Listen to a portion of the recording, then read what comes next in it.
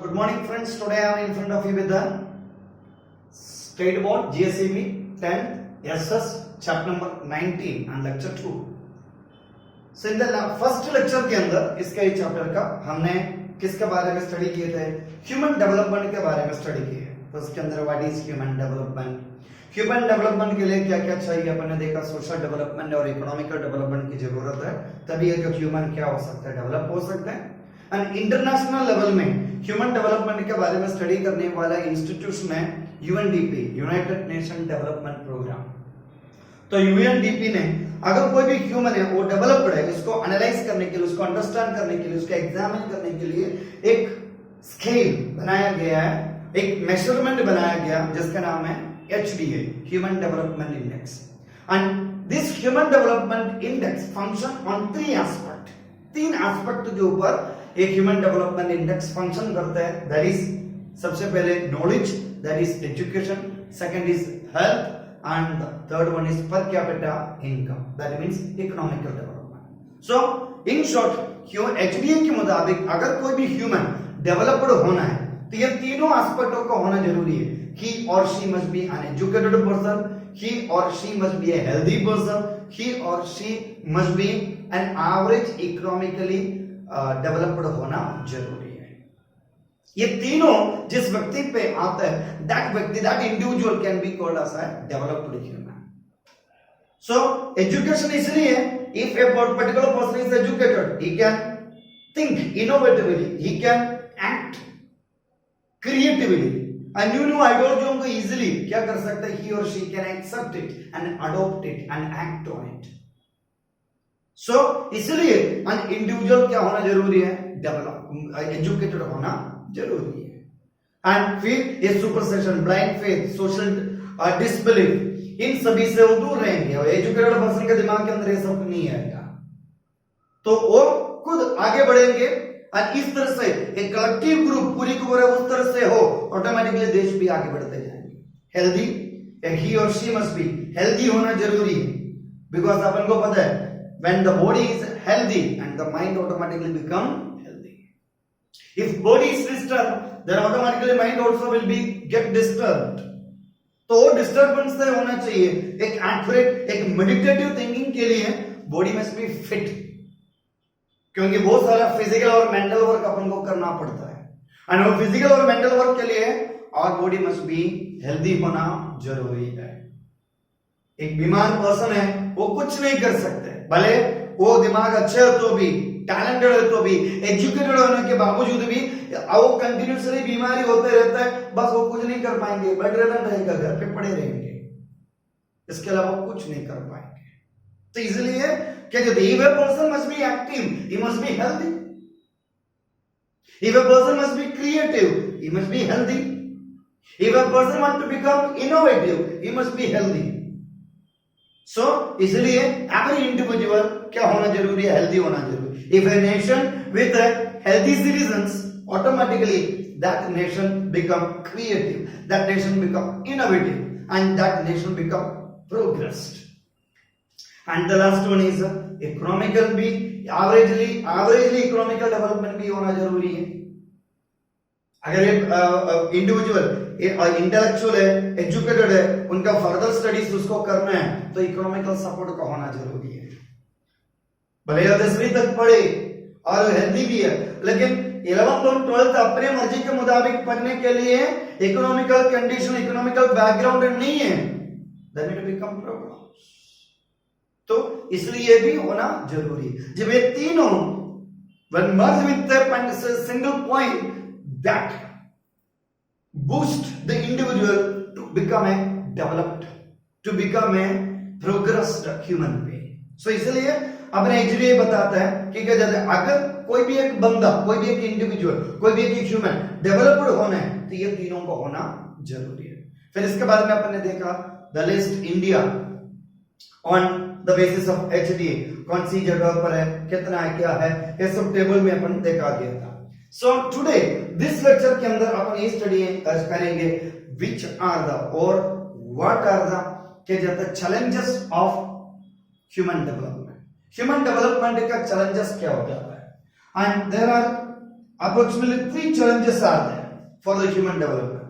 सबसे पहले हेल्थ, कौन सा होता है? First one is health, second is sex ratio and the third one is women empowerment. So ये टू मेजर है, sex ratio and health are the challenges of the human क्या कहते हैं डेवलपमेंट. ह्यूमन डेवलपमेंट का challenges mainly ये two, one is health and another one is sex ratio. अब हमको पता है द ईयर 1951 यानी इंडिया को आजादी देने के बाद से लेके 1951 से लेके 1980 तक क्या जाता है इंडिया की हेल्थ सिचुएशन बहुत खराब थे. अप्रोक्सीमेटली इंडिया का क्या जाता है डेथ रेट वेरी हाई थे, बर्थ रेट कम था. उसके रीजन ये थे इंडिया के अंदर वैरायटीज ऑफ क्या जाता है डिजीजेस थे, कंटेजियस एंड क्या जाता है डेडली डिजीजेस से भरे हुए थे. जैसे ट्यूबरक्लोसिस हो गया, डायरिया हो गया, डिप्थीरिया हो गया, मलेरिया हो गया, और इस तरह से वैरायटीज ऑफ डिजीज थे. और ये सारे डिजीजों को अपन क्या नहीं कर पा सकते, अंडर कंट्रोल नहीं कर पाते थे, क्योंकि इंडिया का जो क्या जाता है हेल्थ मिनिस्ट्री इतना या इंडिया की जो हेल्थ सिचुएशन क्या जाता है या हेल्थ फील्ड इतना पावरफुल नहीं थे. ये लॉट्स ऑफ लैक ऑफ क्या जाते हैं वैक्सीन, मेडिसिन, टैबलेट, सिरप, इन सब की कमियां कहां पे होते थे? अपने देश में होता था. एंड जिसकी वजह से अपने देश की एन एवरेज मोर्टालिटी रेट कितना थे? It was 36 was the mortality rate of India. यानी एवरेज पर्सन की जो उम्र है 36 साल का, 32 और 36 ये थे, या तो 32 नहीं तो 36 थे. यानी एवरेज पर्सन ये उम्र का बन जाता है या तो 32 या 36 तक आ जाता है तो क्या हो जाता है सामने वाले का डेथ हो जाते थे. तो बाय दैट टाइम या तो ट्यूबरक्लोसिस टीबी जो टीबी पकड़ते होंगे, और नहीं तो फिर क्या जाता है डायरिया, नहीं तो डिप्थीरिया, नहीं तो मलेरिया, नहीं तो अपना क्या जाता है टाइफॉइड. तो इसी तरह से कुछ ना कुछ बीमारी उसको लग जाता है, बंदे का डेथ हो जाता है. एंड मलेरिया वाज है one of the deadly disease के रूप में माना जाता है. मलेरिया उस टाइम में पकड़े तो समझ लो इंसान का बचना मुश्किल हो जाता है. तो ये सब प्रॉब्लम्स की वजह से, और उसी टाइम ये सब बीमारियों के लिए अपने पास कोई वैक्सीन नहीं थे, अपने पास कोई क्या जाता है प्रिवेंटिव के जैसे टैबलेट्स या मेडिसिन इंडिया में नहीं थे, अवेलेबल नहीं थे. इसलिए एक गुड अमाउंट ऑफ पीपल मरते थे. So that was the one reason. And another one reason था प्रेगनेंसी डेथ. कौन सा होता था? Pregnancy death. And pregnancy death का रेशियो इंडिया के अंदर देखोगे 25:1 थे. 25 बच्चों में से एक बच्चा बचते थे. अगर 25 बच्चों का जन्म होता है उनमें से एक बच जाता था, बाकी 24 मर जाता था. That was the ratio of India of pregnancy death. ये पॉपुलर थे इंडिया के अंदर, वेरी लार्जली थे. प्रेगनेंसी डेथ मतलब क्या जाता है जब एक लेडी प्रेग्नेंट होने, नॉर्मली अपन को पता है इंडिया एक मेल डोमिनेटेड कंट्री होने की वजह से विमेन को ज्यादा से ज्यादा फ्रीडम नहीं देते थे, इवन उनको एजुकेशन तक देते ही नहीं थे. वैसे सिचुएशन में लेडी वाज टोटली इलिटरेट होने की वजह से जब उनका प्रेगनेंसी का टाइम है उनको क्या क्या प्रिकॉशंस लेना चाहिए, क्या क्या फूड होना चाहिए, अपने पेट में पले बच्चों को किस तरह से संभालना चाहिए, फ्यूटस को किस तरह से केयर करना चाहिए, उसके लिए क्या क्या मेडिसिन, टैबलेट्स, वैक्सीन ये सब लेना चाहिए, ये सब बिल्कुल किसको पता नहीं थे? विमेन को पता नहीं था.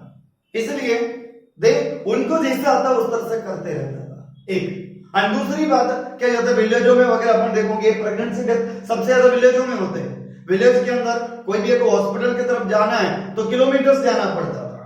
एक और दूसरा अगर बाई चांस 5, 6, 10 किलोमीटर दूर हॉस्पिटल है तो उधर की तरफ जाने के लिए गुड ट्रांसपोर्टेशन भी नहीं थे, बैलगाड़ी ये सब होता था, ट्रांसपोर्टेशन फैसिलिटीज भी नहीं होते थे. इसलिए विलेजों में वगैरह क्या जाता है कौन मिडवाइफ मतलब जो एजेड लेडी होगा जिसको एक्सपीरियंस हो डिलीवरी लेने का, उन्हीं लोग क्या करता डिलीवरी लिया करता था. और एक ये सब कुछ ना कुछ प्रैक्टिकल रीजन थे. और फिर क्या जाता है द लेडीज इलिटरेट होने की वजह से उनके जो पेट में पले हुए जो बच्चों को उनकी ग्रोथ, उनकी जो हेल्थ इन सबके हेल्थ को किस तरह से संभालना, इन सबसे टोटली अनअवेयर था। और नॉर्मली कहा जाता है अकॉर्डिंग टू मेडिकल फील्ड के अंदर अगर एक फ्यूटस डिलीवरी के टाइम में मिनिमम उनका वेट कितना होना चाहिए, 2.5 केजी से लेके 3 केजी तक का होना चाहिए, जिसको अपन एक हेल्दी फ्यूटस कहा जाता है। जब बेबी फ्यूटस का वेट इतना है then that foetus can be called as healthy. फिर उनकी जो डिलीवरी एकदम normal smooth delivery natural delivery हो जाता है।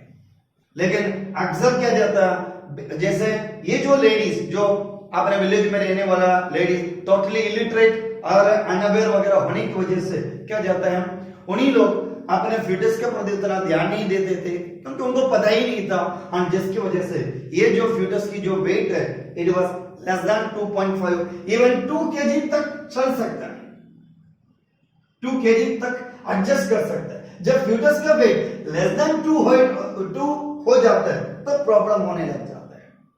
व्हेन द वेट कम्स क्या जाता है लेस देन 2 तब क्या होने लग जाता है, प्रॉब्लम हो जाता है। फिर वो बच्चा एक नेचुरल डिलीवरी देने में वो मां असमर्थ हो जाता है, एंड फिर क्या हो जाता है, जैसे मैंने आपको बताया नेचुरल डिलीवरी ना होने की वजह से, हॉस्पिटल एकदम दूर होने की वजह से, ट्रांसपोर्टेशन फैसिलिटीज ना होने की वजह से कभी कभी क्या हो जाता है, फ्यूटस अंदर मर जाता है एंड मां भी मर जाता है। कभी मां और बच्चा, कभी मां मरता है बच्चा बचता है, तो इस तरह से अलग अलग रीजंस हो जाता है, जिसकी वजह से दोनों की फ्यूटस और मदर की क्या जाता है, दोनों को जान में खतरा आ जाते थे।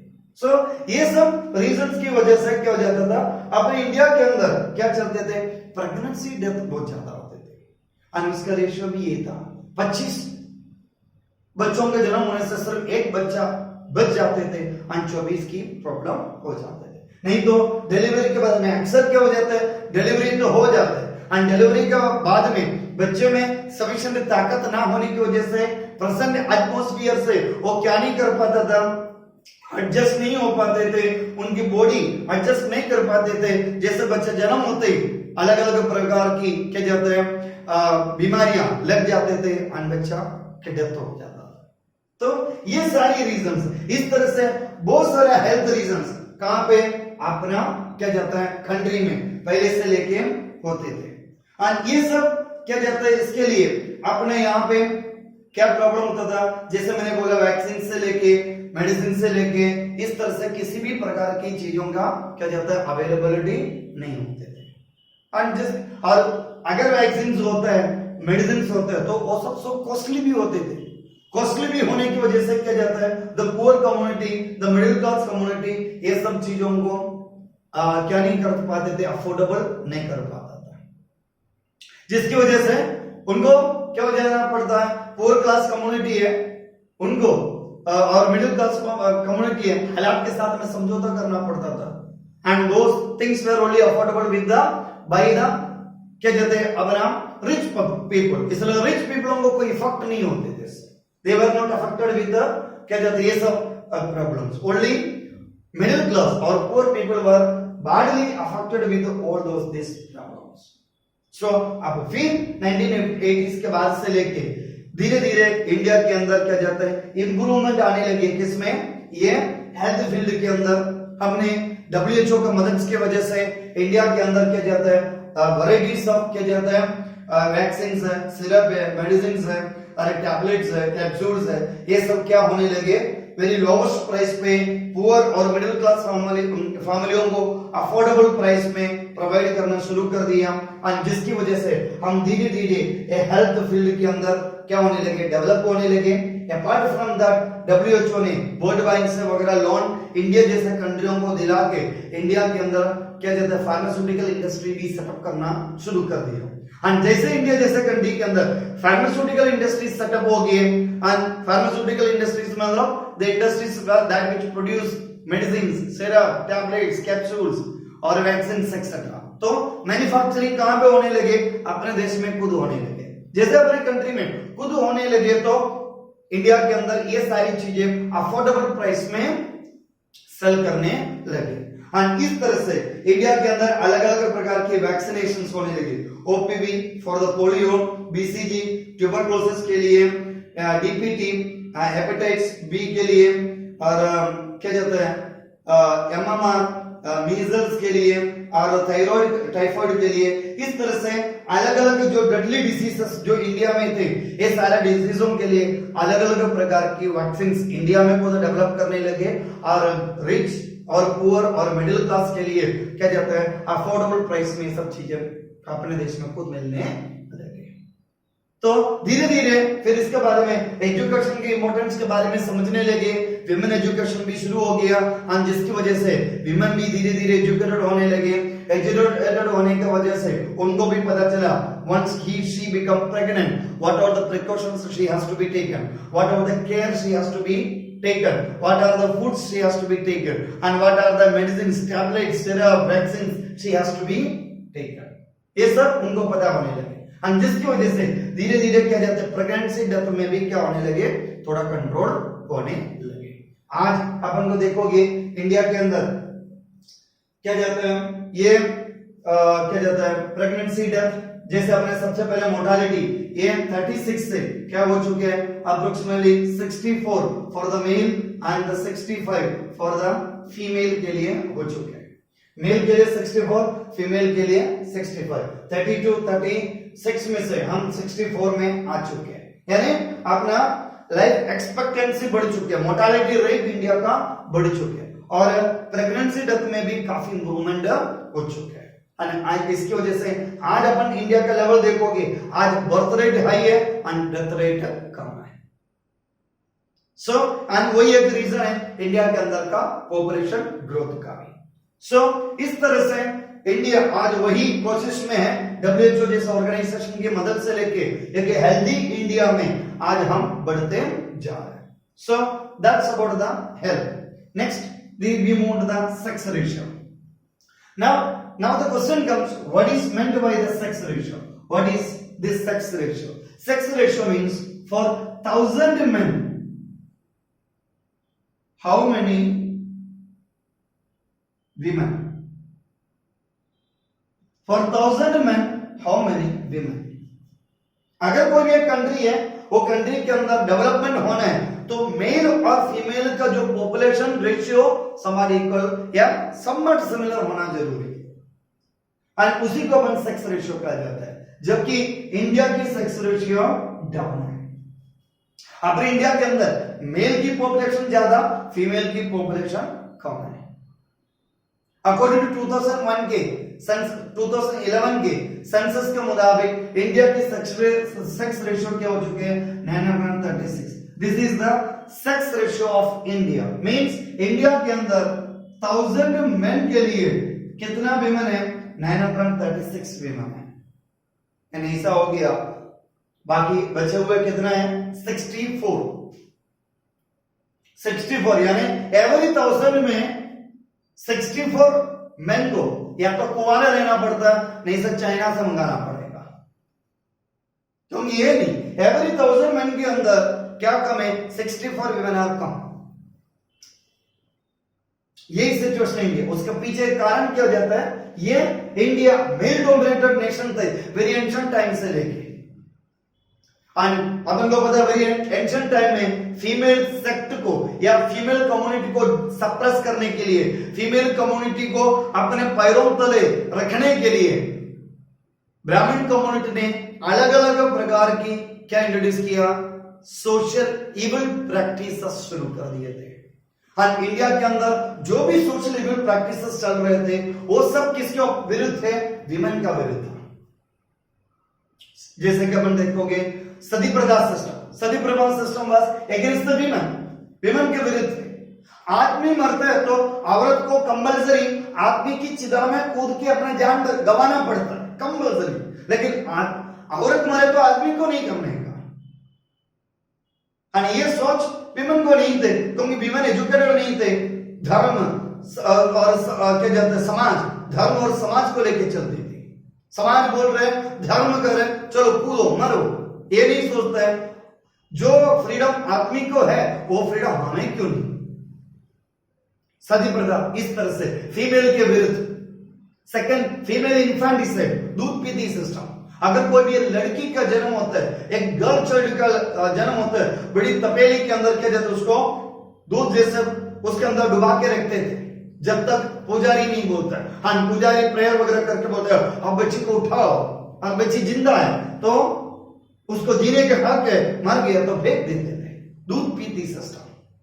नहीं तो क्या करते थे, दूसरा अपना यूपी, राजस्थान और बिहार, झारखंड ये सब में कैसे होते थे, अगर कोई भी एक लेडी है उसका डिलीवरी का टाइम हो गया, जैसे मैंने आपको अभी बताया मिडवाइफ अगर उसके डिलीवरी ले रहे हैं, उनको पहले से बोला जाता था, घर की जो दादा वगैरह जो भी है वो या दादा या दादी वगैरह तो बोल देते थे मिडवाइफ को, जो डिलीवरी लेने वाले लेडी को, अगर लड़की है तो बचपन से उसको क्या जाता है, जन्म से ही उसको गला दबा के मार देने का, बोल देने का मां को बच्चा मरा हुआ निकले। इस तरह से इन ह्यूमन प्रैक्टिसेस किसके विरुद्ध चलते थे, विमन के विरुद्ध। ये दोनों सिस्टम की वजह से क्या होता था, विमेन पॉपुलेशन इंडिया के अंदर क्या हो जाता है, कम हो जाते थे। आज भी यही चालू है। आज हम अलग तरीके से करते हैं, मेडिकल जैसे साइंस डेवलप हो गया तो मेडिकल फील्ड भी क्या हो गया, डेवलप हो गया।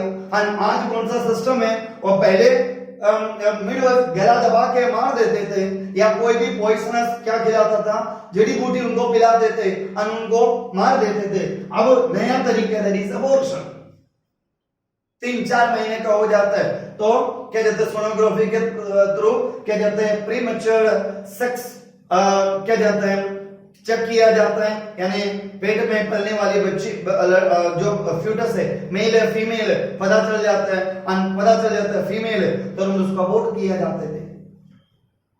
टैबलेट्स है, मेडिसिन है, ये सब देखे। तो इसी तरह से क्या जाता है, फीमेल के प्रति एक नेगेटिव एस्पेक्ट, एक negative society, Indian society, Hindu community, Indian society is always a block for the growth and development of the human women community.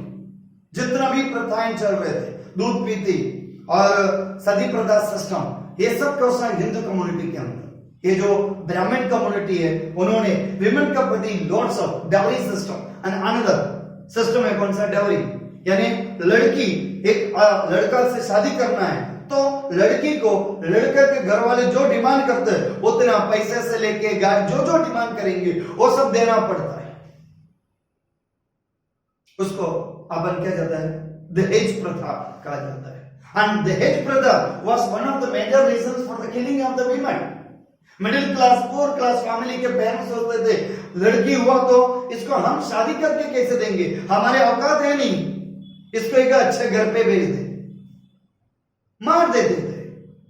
तो इस तरह का सिस्टम इंडिया में चलते थे, लेकिन ये पता नहीं है। लेकिन एक बार एक सेंस थोड़ा बहुत ओपन माइंडेड से अपन सोचोगे, आज कोई भी एक आदमी बड़े प्राउड के साथ बोलते हैं मैंने 10 लाख रुपया दहेज लिया, मैंने 25 लाख रुपया दहेज लिया, मैंने 5 लाख दहेज लिया, 5 तोले सोना लिया, गाड़ी लिए, ये सब प्राउड के साथ करते हैं, वो जो बोलते हैं। अगर वो आदमी में जरा सा भी दिमाग है, जरा सा में भी सोच है, तो ये सोचना चाहिए तुमने लड़की से पैसा या जो भी है तुमने चाहे लिए नहीं है, उल्टा लड़की ने तुमको तुम्हारे भाव से परचेज किया है। जब एक आदमी एक लड़की से दहेज मांगते वक्त उसको इतना सोचना चाहिए, अपना खुद का बोली लगा रहा है, बिकाऊ बन चुके हो, खुद एक प्रोडक्ट बन चुके हैं। किसके सामने? लड़की का मां बाप के सामने बिकाऊ बन चुके हैं, एक प्रोडक्ट बन चुके हैं। मार्केट को तो अपने आप को माल बना के रखा है मार्केट के अंदर। चल भाई मैं हूं, मेरे दाम ये है, तुम्हें औकात है तो परचेस करो। दैट इज द दहेज। ये सोचना चाहिए आदमी को, लेकिन आदमी वो सोचते नहीं। आदमी ये अपनी ईगो में रहता है, सोचता मैंने इतना पैसा औरत से ले लिया, वो औरत से शादी करने के लिए मैंने इतना पैसा लिए नहीं। लेकिन रियलिटी में क्या जाता है, अपन ने औरत से पैसा लिए नहीं है, लेकिन अपने दाम पे औरत ने अपने को परचेज कर लिया, बोल दिया तेरा भाव यही है, चल ले जा, ये पैसा ले जा, आज से तू मेरी गुलाम। औरत परचेज करती है आदमी को डाउरी सिस्टम के थ्रू, दहेज प्रथा के थ्रू। ये सोच आज भी अपने आदमियों के दिमाग के अंदर आते नहीं है। when a lady, when a woman gives a certain amount, equal products to a male, she purchases him with his own rate. He himself become a product in front of her. He himself make a market in front of her. So ये सोच किसमें होते नहीं है, आदमियों में होते नहीं। और वो अपनी क्या जाता है, कॉलर ऊंचा करके बोलते हैं अपने इतना पैसा लिया, वो पैसा। सो ये जो डाउरी प्रथा, ये डाउरी सिस्टम, ये दहेज प्रथा एंड अनदर रीजन बन गए क्या करने के लिए, ये सेक्स रेशियो को कम करने के लिए। एक सदी प्रथा सिस्टम, सेकंड दूध पीती या female infanticide and third this dowry. ये तीनों क्या जाता है सोशल इविल प्रैक्टिसेस जो इंडिया में वेरी लार्जली चल रहे थे, that cost the sex ratio इतना लो लाने का रीजन ये है। और आज भी अपन को क्या जाता है, ये इंडिफरेंस देखने को मिलता है गर्ल चाइल्ड और बॉय चाइल्ड के बीच में। आज भी इवन सिटियों में भी, इवन एजुकेटेड क्लास में भी ये सिस्टम अपन को देखने को मिलता है। साउथ इंडिया की तरफ देखोगे ये इंडिफरेंस देखने को नहीं मिलता है, लेकिन नॉर्थ इंडिया की तरफ जाओगे, इवन अपने खुद की गुजरात के अंदर देखोगे ये इंडिफरेंस देखने को मिलता है। अपने सिटी में भी, अहमदाबाद सिटी में भी देखने को मिलता है। लड़की है गुजराती मीडियम में उसको पढ़ाएंगे, लड़का है तो इंग्लिश मीडियम में डालेंगे। मतलब लड़का को प्रायोरिटी, लड़की की जन्म होता है तो चुपचाप बैठे रहेंगे मुंह लड़का के। अगर लड़का का जन्म होता है तो टिंडोरा पीट के पूरे गांव वालों को, पूरे आस पड़ोस वालों को चिल्ला चिल्ला के बोलेंगे मेरे को लड़का हुआ, लड्डू बांटेंगे और क्या जाता है जलसा करना शुरू कर, जश्न मनाना शुरू करेंगे।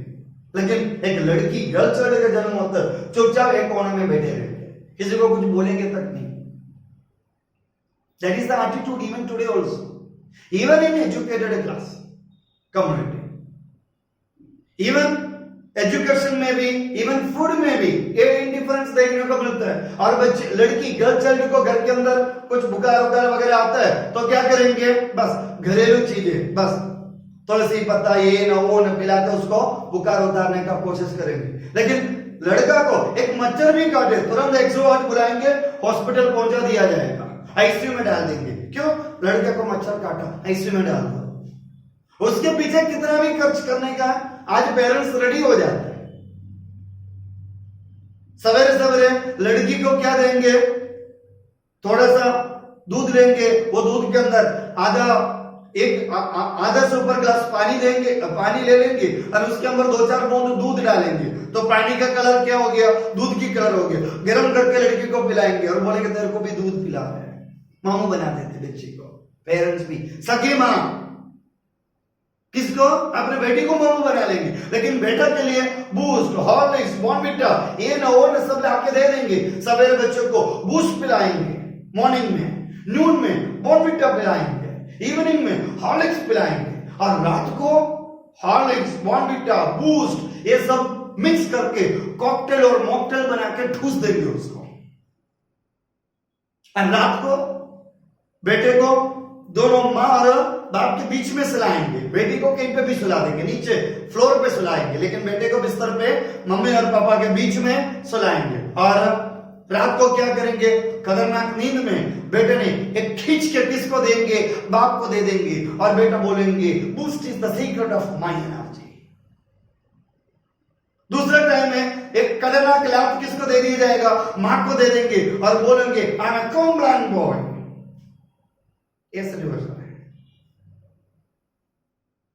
और बेटा के लिए सब कुछ करेंगे और सब कुछ करके उसको हाई जगह पर पहुंचा देंगे और शादी करेंगे। और जब से लड़के के लाइफ में दूसरी एक औरत आ गई, लड़की आ गई शादी ब्याह करके, तब से लेके मां बाप की वाट लगाना शुरू करता है लड़का, इवन घर से तक निकाल देता है। फिर लड़की उनको संभालना पड़ता है, लड़की संभालता है। That is the present situation. Yes, indifference in the sex ratio, indifference between the male and the female.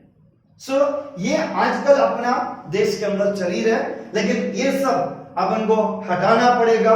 भले वो लड़की हो लड़का हो, both of them are considered to be equally and दोनों का क्या कहते हैं स्टेटस, सोशल स्टेटस अपन को इक्वली बनाना चाहिए और दोनों को इक्वली अपन कंसीडर करना चाहिए।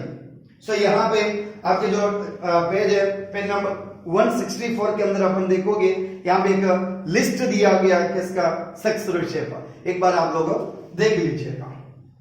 Next we move to the women empowerment. So ये विमेन एम्पावरमेंट हर जगह पे होना जरूरी है।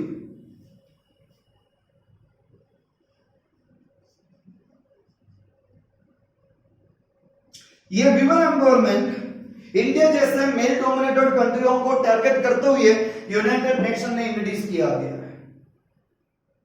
इंडिया जैसे कंट्री के अंदर ओनली मेल को सारा फ्रीडम है, मेल एजुकेट कर सकते हैं, मेल और फील्ड में वर्कआउट कर सकते हैं, मेल जॉब करने के लिए जा सकते हैं, लेकिन फीमेल अलाउड नहीं। आज दुनिया के अंदर के जितने भी डेवलप्ड कंट्रियों में देखोगे वो सारा डेवलप्ड कंट्रीज इसीलिए डेवलप्ड कंट्री है, वहां पे मेल और फीमेल का सोशल स्टेटस सेम इक्वल है। जो राइट मेल को है सेम राइट फीमेल को भी है, इसीलिए वो सारा नेशन क्या कहता है डेवलप्ड है। लेकिन अपने कंट्री के अंदर only the all the social status male को ही है, फीमेल को नहीं है। इसलिए मेल और फीमेल के बीच में जो सोशल इंडिफरेंस है, एंड वो इंडिफरेंस की वजह से आज इंडिया जैसा कंट्री डेवलपिंग है, डेवलप्ड नहीं है। उसके रीजन है approximately 54% of Indian population, sorry 56% of Indian population कौन सा है, मेल है, और 44% ऑफ इंडियन पॉपुलेशन कौन सा है, फीमेल है। आज ये 44% ऑफ इंडियन पॉपुलेशन ये सोशली इंडिफरेंस की वजह से क्या जाता है, कुछ नहीं कर रहा है। एंड यही फिर सिर्फ ये 56% एफर्ट है, और ये 56% के एफर्ट से 100% एफर्ट नहीं होगा। अगर 100% एफर्ट लाना है तो ये 44 को भी इन्वॉल्व करना पड़ेगा। ये लोग भी अपना अपना कंट्रीब्यूशन देश को देना पड़ेगा, तो ही क्या होगा, 100% होगा। ये 100% होगा तो ही देश आगे बढ़ेंगे। One of the major reasons ये है why our nation is still developing.